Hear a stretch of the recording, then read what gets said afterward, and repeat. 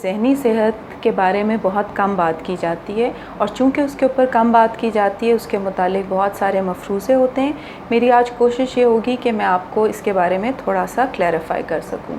Mental health کا مطلب یہ ہے کہ انسان جو ہے وہ اپنی پوٹینشل کو ریلائز کر سکے، اس کو اپنے جو روزمرہ کے سٹریسرز ہیں، گھر کے مسائل ہیں، کام کے مسائل ہیں، ان کو بہتر طریقے سے نمٹ سکے، وہ ایک معاشرے میں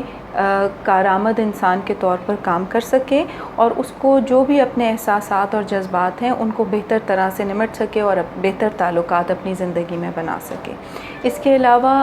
مینٹل ہیلتھ سے متعلق بہت سارے مفروضے ہیں، مثال کے طور پہ کہ اگر ہمیں کسی بھی قسم کی مینٹل ڈس آرڈر یا کوئی ذہنی نفسیاتی بیماری ہو جاتی ہے تو اس کا یہ مطلب ہے کہ ہم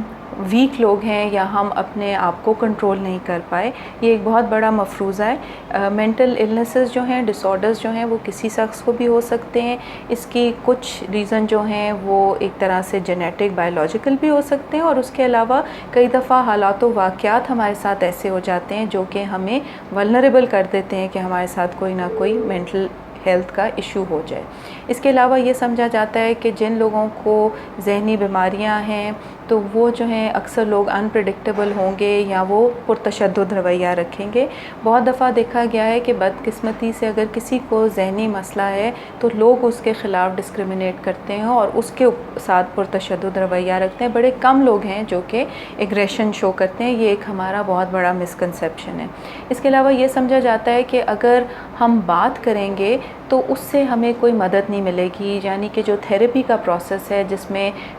مل کے بات کی جاتی ہے اور پھر ایک شخص کو جس کو کوئی مسائل آ رہے ہیں اس کو مدد کی جاتی ہے کہ وہ اپنے ان مسائل کو بہتر طرح سے نمٹ سکے، یہ سمجھا جاتا ہے کہ اس کا کوئی فائدہ نہیں ہوگا۔ مگر یہ دیکھا گیا ہے کہ جو لوگ آ کے اپنے مسائل کے بارے میں بات کر پاتے ہیں، ان کو سمجھ سکتے ہیں اور وہ یہ دیکھ سکتے ہیں کہ کس طرح سے وہ ان کو نمٹ سکتے ہیں، چانسز یہ ہیں کہ وہ اپنی زندگی کو بہتر طرح سے گزار سکیں گے۔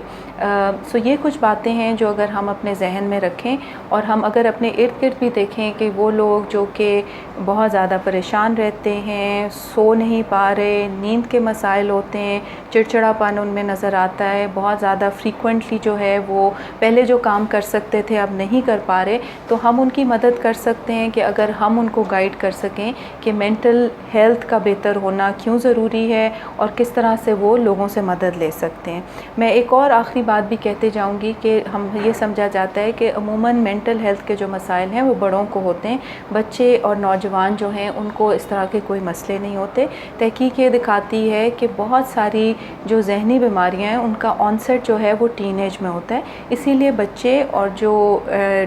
ٹین ایجرز ہیں ان کا ہمیں خاص دھیان دینا ہے، خاص خیال رکھنا ہے، اور اگر آپ ان میں کوئی ایسی چیز دیکھتے ہو جو میں نے آپ کو پہلے بتائی ہے تو ان کو بھی مدد کے لیے ایونیوز تلاش کرنی چاہیے۔